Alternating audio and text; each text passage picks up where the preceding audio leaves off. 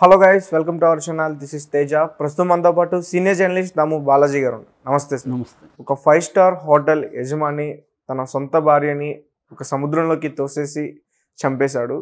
కానీ అతను ఎవరో చూడలేదని చెప్పేసి అనుకున్నాడు, కానీ ఎవరో చూశారు. సో ఆ చూసిన వ్యక్తి ఎవరు, అసలు ఎందుకు చంపాడు?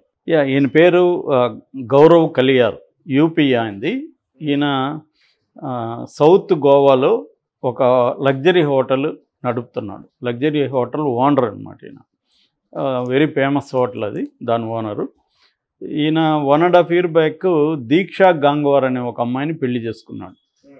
పెళ్లి చేసుకుని వాళ్ళు కలిసి ఉన్నారు. అయితే ఈ లోపల ఏమైందంటే ఆయనకి ఇంకొక అమ్మాయితో అఫేర్ మొదలైంది. 5-star హోటల్కి చాలామంది వస్తుంటారు కదా, అలాగా ఒక అమ్మాయితో మొదలైంది. అంటే జనరల్గానే అతను కొద్దిగా ఉమనేజర్ అని చెప్పాలి, అంటే అమ్మాయిల పిచ్చి ఉంది.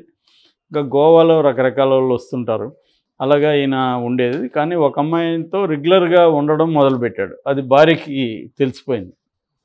తెలిసిపోవడంతో ఆమె గొడవ చేయడం మొదలుపెట్టింది.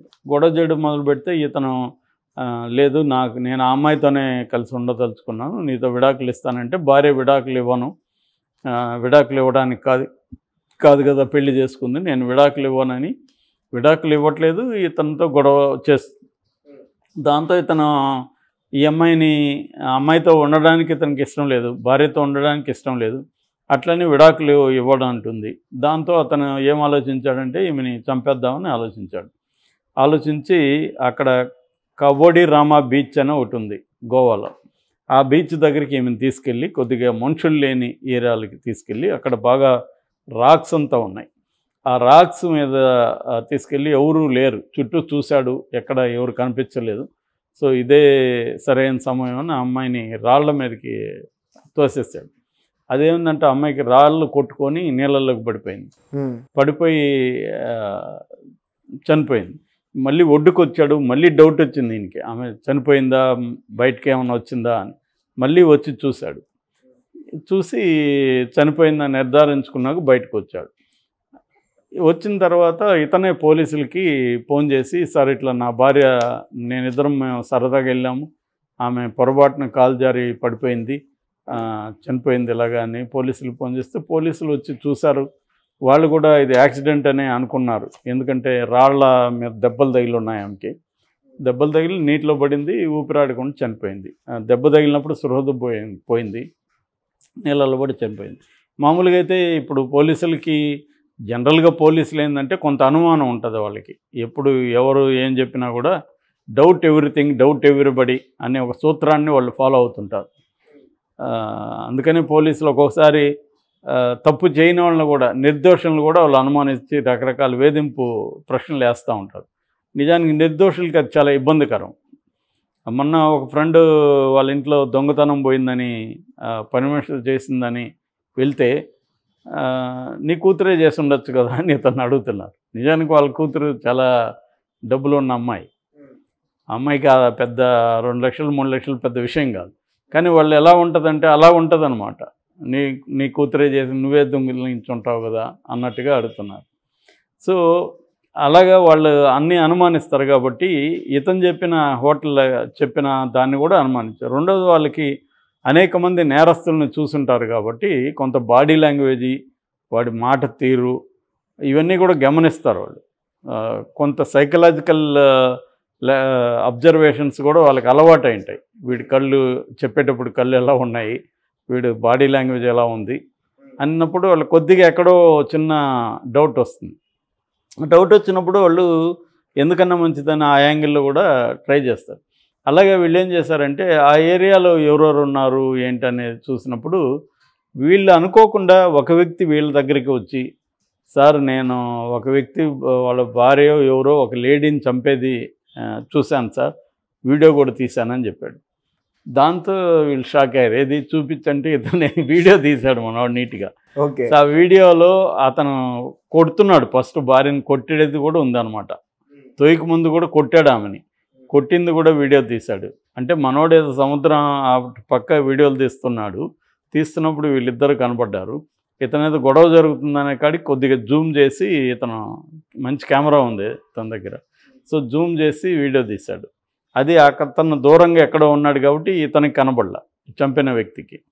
సో జూమ్ చేసి చూసినప్పుడు ఇతను భార్యను కొడుతున్నాడు, గొడవ పడుతున్నాడు, అవన్నీ కూడా కనబడింది. దాని తర్వాత నెడుతున్నాడు, తోసేది ఆమె కింద పడింది. మళ్ళీ బయటకు వచ్చి చనిపోయిందా లేదనుకొని చెక్ చేసుకోవడానికి మళ్ళీ లోపలికి వెళ్ళి చూశాడు కదా. ఇవన్నీ కూడా అతను నీట్గా తీశాడు. మామూలుగా ఇది సినిమాటిక్గా ఉంది, సినిమాల్లో మాత్రం ఇలా కనబడుతుంటాయి. సినిమాల్లో ఇలా వీడియో తీయడం, ఆ వీడియో కోసం రౌడీలు వెంటాడడం, ఇలాంటి చాలా సినిమాలు ఉంటాయి కదా. జర్నలిస్టులు తీస్తూ ఉంటారు పాత సినిమాలు అయితే, ఆ ఫుటేజ్ కోసం వీళ్ళు ట్రై చేస్తుంటారు. అలాగా ఉంటుందన్నమాట. ఇది కూడా సేమ్ అలాంటిది. కాకపోతే ఇక్కడ ఏమైందంటే ఆ వీడియో తీయడం వల్ల, అవన్నీ చూడడం వల్ల వీళ్ళకి అర్థమైపోయింది. వీళ్ళు మామూలుగా ఇంకా పోలీసులకు ఒకసారి అర్థమైన అతని దగ్గర చెప్పించడం కోసం కొడతారు కదా, అలాగా ఇతన్ని కొట్టారు. కొట్టేసరికి ఇతను కన్ఫెస్ అయిపోయాడు అన్నీ. సో కన్ఫెస్ అయినప్పుడు ఇతన్ని అరెస్ట్ చేసి కోర్టుకు పెట్టారు. కోర్టు రిమాండ్కి పెట్టింది. అలాగా ఇతను ఇప్పుడు ఏంటంటే ఇది గోవాలో జరగడం, ఒక 5 స్టార్ హోటల్ ఓనర్ కావడం, అందువల్ల ఇది నేషనల్ మీడియా అటెన్షన్ని గ్రాప్ చేసింది. మామూలుగా అయితే ఇలాంటి హత్యలు చాలా జరుగుతుంటాయి రోజు. ఇదేంటంటే ఇది బేసిక్గా అంటే మనం మామూలుగా చాలాసార్లు చెప్పుకుంటుంటాము, హత్యలు ఎందుకు జరుగుతున్నాయంటే ఎక్కువగా ఎక్స్ట్రా మ్యారిటల్ అఫైర్స్ వల్ల హత్యలు జరుగుతాయి. ఒకటేందో దాదాపు 50% టీనేజ్ హత్యలు ఈ కారణం వల్ల జరుగుతున్నాయనేది కూడా ఒక లెక్క ఉందన్నమాట. సో ఈ ఎక్స్ట్రా మ్యారిటల్ అఫైర్స్ని ఎలా డీల్ చేయాలనడంలో అనేది మేజర్ ఇవాళ జనరేషన్ ఎన్నుకున్న ముందున్న ప్రధాన సమస్య. నేను చాలాసార్లు చెప్పాను ఏంటంటే రిలేషన్షిప్స్లో ట్రాన్స్పరెన్సీ అవసరం. ఆ ట్రాన్స్పరెన్సీ లేనంత కాలం ఏమవుతుందంటే మనం రహస్యంగా మన భార్యకో మన పార్ట్నర్కో తెలియకుండా మెయింటైన్ చేద్దాము అఫైరు అనుకున్నప్పుడు ఖచ్చితంగా అవతల వాళ్ళకి తెలుస్తుంది. ఇవాళ ఉన్న టెక్నాలజీలో నువ్వు దాచిపెట్టలేవు అఫైర్ని. కాబట్టి ఓపెన్గా ఉండి మాట్లాడడం అవసరం. ఈ కేసులో చూసుకున్నప్పుడు భార్య మామూలుగా చాలాసార్లు ఇదే జరుగుతుంది. అంటే భార్యలు కావచ్చు, భర్తలు కావచ్చు. నిన్న కూడా నేను ఒక కేసు చెప్పుకున్నాను విజయవాడలో. అక్కడ దాంట్లో ఏంటంటే భర్త భార్య ఉన్నారు, భార్యకి వేరే అఫైర్ ఏర్పడింది. భర్తని విడాకులు అడిగితే భర్త ఇవ్వట్లేదు, పైగా నాతో వచ్చి ఉండు అని చెప్తున్నాడు. వాళ్ళిద్దరూ లేచిపోతే కూడా పోలీస్ కంప్లైంట్ ఇచ్చి మళ్ళీ ఆమెను తన దగ్గర రప్పించుకున్నాడు. అంటే ఈ భర్త చేసిన తప్పేంది అక్కడ? తనకి ఇష్టం లేదని ఆ అమ్మాయి చెప్తుంది, వేరే వాళ్ళతో అఫైర్ ఉంది, వాడితో లేచిపోయింది, అయినా కూడా తనతో ఉండాలని కోరుకోవడం, ఫోర్స్ చేయడం, పోలీస్ కేసులు పెట్టడం, ఇవంతా ఏమవుతుంది అవతల వ్యక్తి వేరే ఆప్షన్ కనబడదు వాళ్ళకి. వీడి నుంచి విముక్తి లేదు, ఇతను చంపేస్తేనో లేకపోతే జైలుకి పంపిస్తేనో కానీ మనకి విముక్తి ఉండదు అన్న ఒక దీంట్లోకి ఆమె వెళ్ళిపోయింది. వెళ్ళిపోవడంతో అతన్ని జైలుకి పంపిద్దామని ప్లాన్ చేసి ఇంకొక అమాయకురాలను చంపి ఏదో చేసింది. సో అలాగే ఈ కేసులో కూడా భార్య రివర్స్లో, భార్య కారణం ఏదైనా ఇష్టం లేదు, ఇష్టం లేనప్పుడు అమ్మాయి ఏం చేయాలి? లీగల్గా వెళ్ళి తగిన భరణమో ఏదో తీసుకొని తన జీవితాన్ని తను జీవించాలి.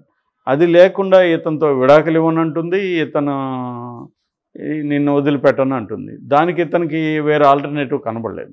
అంటే నేను చంపడానికి సమర్థించట్లేదు, చంపడం అనేది ఖచ్చితంగా రాంగ్. రెండోది అది ఇతనికి కూడా ఇప్పుడు ఇతని కెరియర్ పోయింది. ఒక హోటల్ నడిపే వ్యక్తి జైలుకి వెళ్ళినాడు అనుకో, ఇతనికి ఇబ్బంది. కాకపోతే ఏంటంటే నేను చాలాసార్లు చెప్పాను, క్రైమ్ చేసిన వాళ్ళు ఎవ్వరు కూడా తప్పించుకోలేరు. ఇవాళ ఇండియాలో ఖచ్చితంగా దొరుకుతారు. అయితే దొరికిన తర్వాత ఏం జరుగుతుంది అనేది చాలామందికి తెలియదు. మనం కూడా ఆ స్టోరీలు చెప్పుకోం, ఎందుకంటే దాంట్లో పెద్ద డ్రామా ఉండదు. జనరల్గా అనేక సెన్సేషనల్ కేసులు తర్వాత ఏం జరిగిందో ఎవరికి తెలియదు. సో జనరల్గా ఏం జరుగుతుందంటే ఏ కేసులైనా, ఇప్పుడు ఈ కేసు ఉంది ఫర్ ఎగ్జాంపుల్, ఇతను అరెస్ట్ చేశారు, 4 రోజుల తర్వాత మీడియా అంతా మర్చిపోతారు. మర్చిపోయినప్పుడు ఇతను ఏం చేస్తాడు? తన 5 స్టార్ హోటల్లో ఓనర్ కాబట్టి తనకి సర్కిల్ ఉంటుంది. సో పోలీసుల్ని మేనేజ్ చేసుకుంటాడు, డబ్బులు వెదజల్లుతాడు. సో దీని మీద వీళ్ళు ఏం చేస్తారు? ప్రాపర్గా కేసుని ఎస్టాబ్లిష్ చేయరు. అంటే ప్రాపర్గా ఎవిడెన్సెస్ని కలెక్ట్ చేయడం. రెండోది ఇప్పుడు ఆ వీడియో ఒకటే ఉంది, రేపు అది వీడియో ధ్వంసం అవ్వచ్చు, ఆ వీడియో ఫేక్ అని చెప్పచ్చు, ఆ వీడియో అతన్ని కూడా కొనేయచ్చు. వీడియో తీసిన అతన్ని కూడా 20 లక్షలు ఇస్తే అతనికి నేను వీడియో తీయలేదు నాకు తెలియదు అని చెప్పచ్చు రేపొద్దున. సో ఇలాగా సాక్ష్యం లేకుండా కేసు నిలవదు కదా. అట్లాగే తన తరపున గట్టి లాయర్లను పెట్టుకుంటారు. పబ్లిక్ ప్రాసిక్యూటర్ను కూడా రేపు కొనేయచ్చు. పబ్లిక్ ప్రాసిక్యూటర్ కూడా మనతో కుమ్మక్క అయిపోతే అతను గట్టిగా సాక్ష్యాలు చెప్పలేడు, ప్రొడ్యూస్ చేయడు, గట్టిగా వాదించడు. కోర్టు ఏం చేస్తుంది, కోర్టు జడ్జెస్ ఏం చేస్తారు, తమ ముందు సాక్ష్యాలు కరెక్ట్గా ఉంటేనే శిక్ష వేస్తారు. సో ఇవన్నీ కరెక్ట్గా ఉండి జరిగితే క్రైమ్ కొంతవరకు ఖచ్చితంగా తగ్గుతుంది.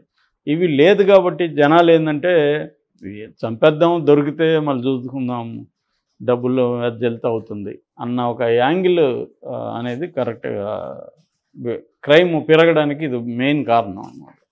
Okay sir, thank you so much. Thank you.